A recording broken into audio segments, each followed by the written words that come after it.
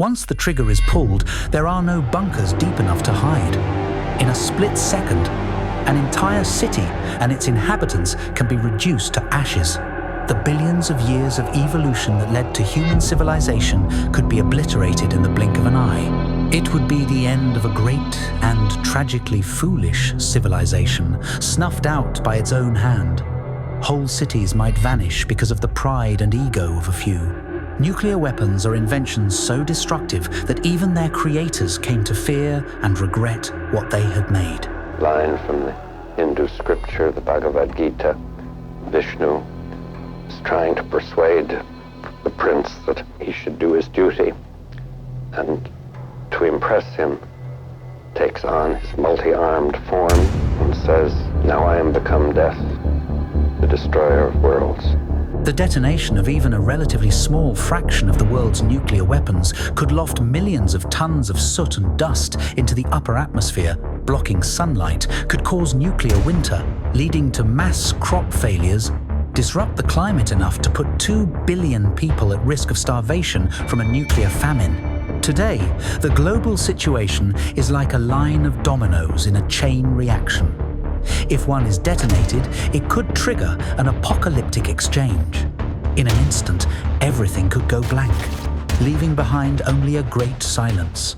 We'll explore how the primal need for survival led to an endless race towards weapons, culminating in the power expansion that produced the deadliest devices ever known.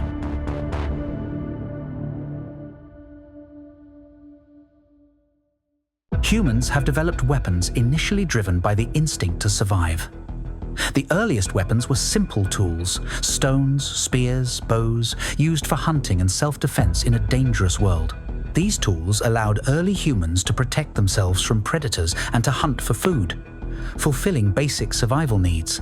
But as human societies grew, weapons took on a more sinister dual role. They became not only tools for survival, but also seeds of war and symbols of power. Over time, the quest for better survival tools intertwined with a desire for dominance over nature and rival groups. By the time of ancient and medieval civilizations, weapon technology had advanced from bronze swords to iron swords and eventually to gunpowder firearms. Each innovation made it easier to defeat enemies, and thus more tempting to wage war. Weapons that once only protected could now be used to conquer. This tragic evolution of technology meant that the same instinct to safeguard one's tribe or nation led to ever more lethal capabilities to destroy others. Humanity's journey in weaponry thus morphed from simple survival into a confrontation with threats of our own making. This arc reached a terrifying milestone in the 20th century. Industrialization and science provided means to kill on an unprecedented scale. World War I introduced machine guns, poison gas, and heavy artillery, shocking the world with slaughter. Yet, even that devastation was soon surpassed. In World War II, the race to develop more powerful weapons accelerated dramatically, driven by desperation and fear for survival. The stage was set for the creation of a weapon that could potentially end all human life, not just on a battlefield, but on the entire planet. The instinct to secure survival had led us to invent the means of our own extinction.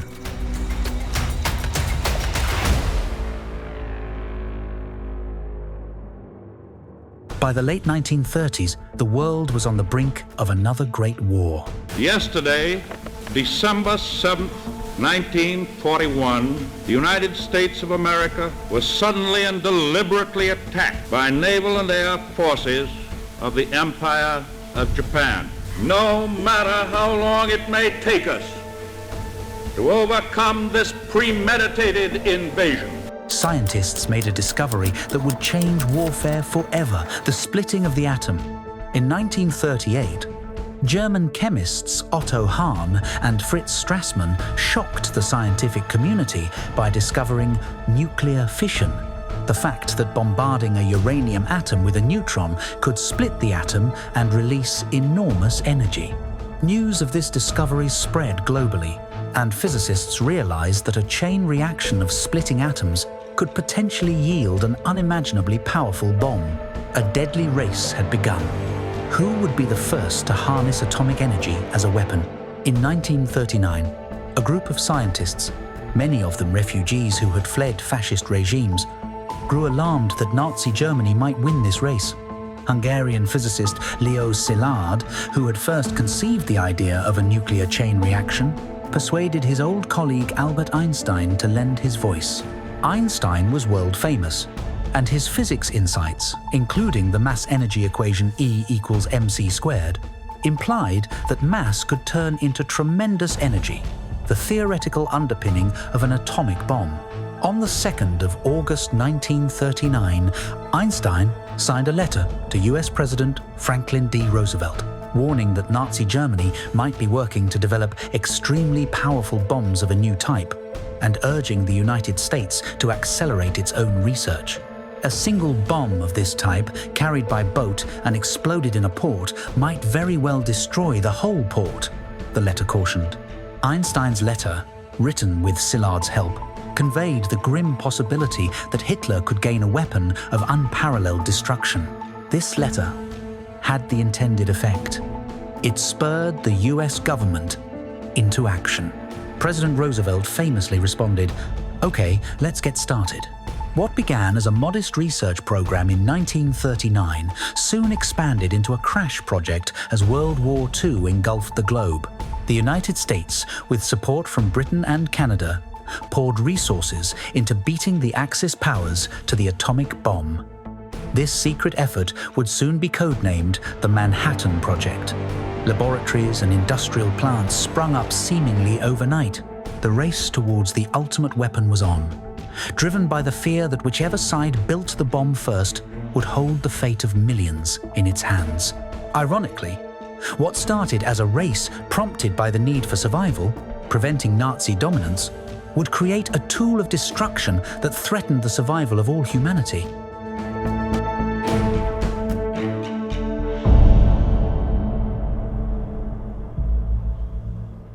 What did it take to invent the deadliest weapon ever created? The Manhattan Project, launched in 1942, was a scientific and engineering effort of unprecedented scale. It ultimately employed over 130,000 people and cost around $2 billion at the time, equivalent to about $36 billion today. Under the military direction of General Leslie Groves and scientific direction of physicist J. Robert Oppenheimer, the project united some of the world's brightest physicists, chemists, and engineers, many of them refugees from Europe, in a feverish quest to build an atomic bomb. Scientists had to solve daunting problems. They needed to produce fissionable material, the rare forms of uranium or the newly discovered element plutonium that can sustain a runaway chain reaction.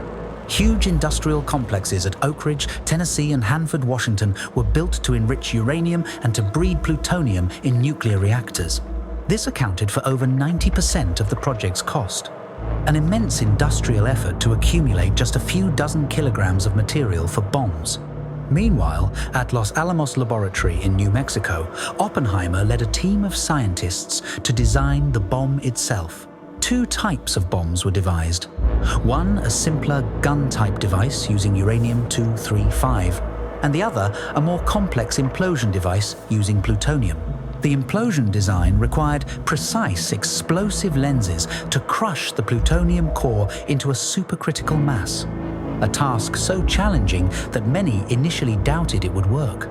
The world of abstract physics had collided with practical engineering on an epic scale. By July 1945, after years of work in secret, the moment of truth arrived. The first atomic device, nicknamed the Gadget, was assembled in the New Mexico desert. In the pre-dawn darkness of the 16th of July 1945, the device was detonated in what became known as the Trinity test. The explosion that followed was beyond anything humans had ever witnessed. A blinding fireball erupted, brighter than 1,000 suns, turning night into day. The surrounding desert sand was melted into glass. The mushroom cloud climbed over 7.5 miles, around 12 kilometers, into the sky within minutes. Observers felt the searing heat and shockwave even miles away. Watching this terrifying spectacle, Oppenheimer was reminded of a line from Hindu scripture.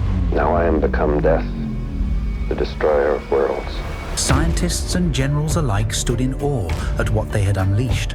One of the test directors, Kenneth Bainbridge, turned to Oppenheimer and muttered grimly, "Now we're all sons of bitches." There was no longer any doubt. The atomic bomb worked. Humanity had entered the nuclear age. The physics behind this devastation was as remarkable as it was frightening. In nuclear fission, a tiny amount of matter is converted into pure energy, as described by Einstein's equation E equals mc squared. This means a small mass can unleash an enormous amount of energy, a fact illustrated by the Trinity test. Indeed, if one could convert just 1 kilogram of matter fully into energy, it would release about 9 times 10, 16 joules, roughly equivalent to 40 million tons of TNT exploding. Nuclear fission doesn't convert mass with 100% efficiency, but even the small fraction of mass lost in splitting a heavy atom yields a colossal blast. Humanity had weaponized the fundamental forces binding the atom. The success at Trinity meant that the deadliest weapon ever invented was now a reality. The scientists had achieved the power expansion they sought, but many of them felt a profound ambivalence.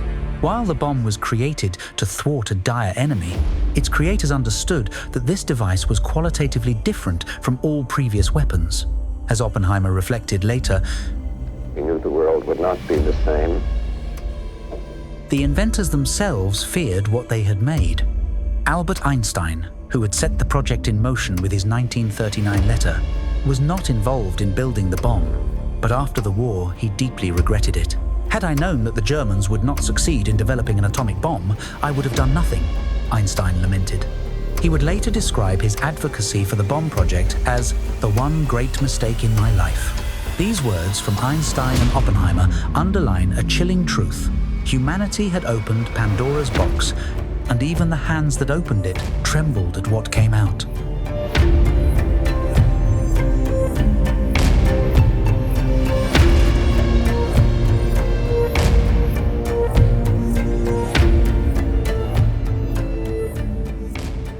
Less than a month after the Trinity test, the world would see the atomic bomb in actual warfare with catastrophic results. By August 1945, World War II was nearing its end, but Japan had not yet surrendered.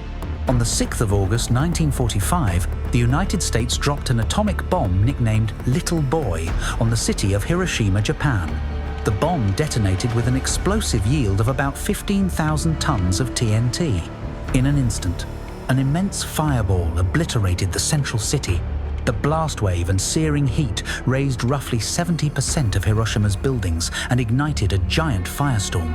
Tens of thousands of people were killed instantly, vaporized at the epicenter, or burned and crushed as the city around them was destroyed. 3 days later, on August 9th, the US Mounds has Rectum 2-3 dropped a second bomb, Fat Man, on Nagasaki. This plutonium bomb was of a slightly higher yield, around 2022 kilotons. It leveled a large portion of Nagasaki and caused similarly widespread carnage.